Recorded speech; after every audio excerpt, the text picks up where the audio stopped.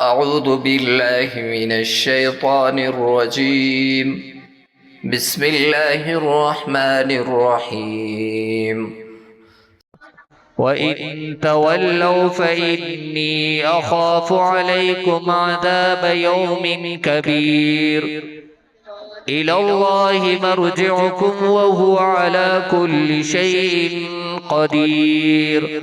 ألا إنهم يثنون صدورهم ليستخفوا منه ألا حين يستغشون ثيابهم يعلم ما يسرون وما يعلنون إنه عليم بذات الصدور. صدق الله العظيم. والسلام عليكم ورحمة الله وبركاته.